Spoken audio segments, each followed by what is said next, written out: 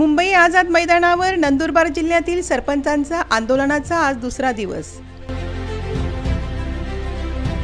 भर पावसात सरपंचांचे आंदोलन सुरू।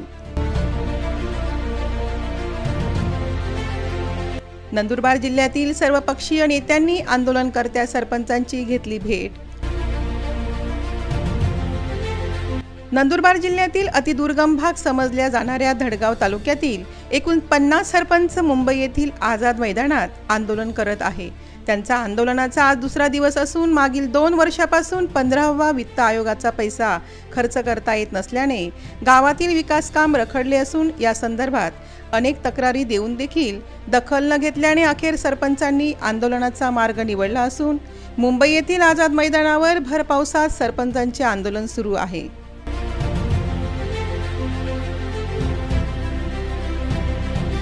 आज या आंदोलनाचा दुसरा दिवस आहे। मुंबईतील आझाद मैदानावर सर्वपक्षीय नेत्यांनी आंदोलकांची भेट घेतली असून विधान परिषदेचे आमदार आमशा पाडवी सोबतच भाजपचे प्रदेश महामंत्री विजय चौधरी, आमदार राजेश पाडवी, माजी मंत्री केसी पाडवी आणि खासदार गोवाल पाडवी यांनी आंदोलन करत असलेल्या सरपंचांची भेट घेऊन त्यांचा प्रश्न मार्गी लावणार असल्याचे आश्वासन देखील दिले आहे।